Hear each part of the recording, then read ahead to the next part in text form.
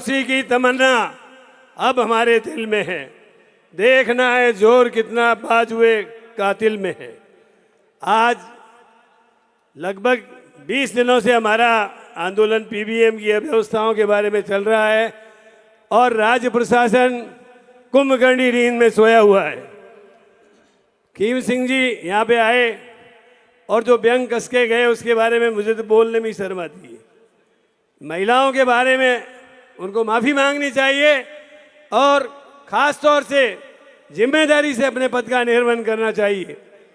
आज सबको पता है अध्यक्ष महोदय, ऑक्सीटोसिन OXYTOCIN ये दवाई महिलाओं को दी गई। हमने जब वार्ता की तो पता लगा कि महिलाओं की किडनी खराब हो गई, आंखें खराब हो गई।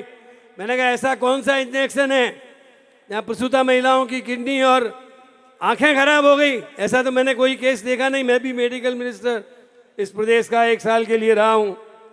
ये दवाई जो है वो महाराष्ट्र, गुजरात, उत्तर प्रदेश इनमें ब्लैक लिस्टेड की हुई कंपनी से खरीदी गई और इस दवा के रिएक्शन के कारण, मेडिकल नेग्लिजेंस के कारण आज 2 प्रसूता महिलाओं की मृत्यु हो गई और अनेक आज भी घायल हैं और उनका इलाज चल रहा है।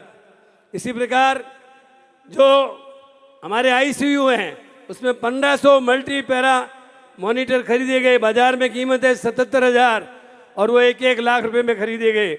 इन सब बातों को लेकर, इन अव्यवस्थाओं को लेकर Rajasthan medical services corporation limited द्वारा जो टेंडर करके और जो सामान खरीदा गया उसके कारण आईसीयू जो अच्छे होने चाहिए 17 करोड़ की लागत से ये खरीदे गए थे, लेकिन इससे आईसीयू हमारे और बेकार हो गए। तो इन सब अव्यवस्थाओं के बारे में शहर जिला और जिला कांग्रेस कमेटी की ओर से लगातार आंदोलन चल रहा था।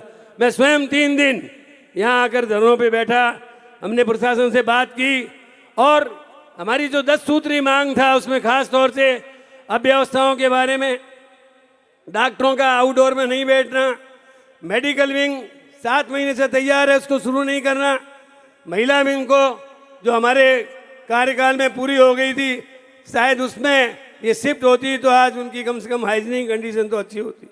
इन दोनों को समय पर शुरू करना, इन सब बातों को लेकर के हमने ये धरना और प्रदर्शन किया।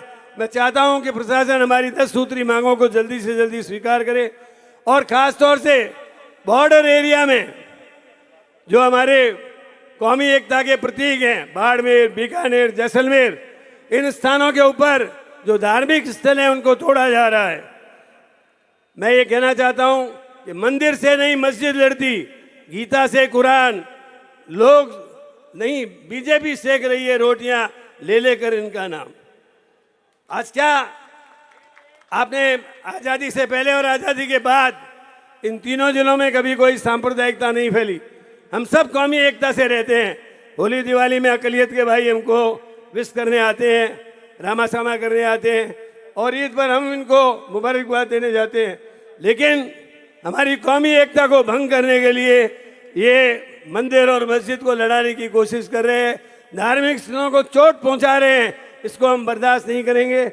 मैं चाहता हूं कि हमारे प्रदेश का नेतृत्व यहाँ आया हुआ है, वो विधानसभा में भी इस आवाज़ को उठाएगा और समय पड़ने पर हम सब लोग मिलकर बाड़मेर, जैसलमेर, फड़ौदी, इन सब जिलों में जाकर लोगों को जागरूक करेंगे और धार्मिक स्थलों को तोड़ने नहीं देंगे। ये मैं आपसे कहना चाहता हूँ। चूँकि हमारे नेता लोग बीच में आए हुए हैं, ज़्यादा नहीं कहकर इतना ही कहना चाहता हूँ कि पीबीएम की व्यवस्थाओं को सुधारो और आम जनता के हित में काम करो और साथ साथ हमारी कौमी एकता को बनाए रखने के लिए धार्मिक स्थानों को सुरक्षित रखो, इनको हाथ लगाने की कोशिश मत करो।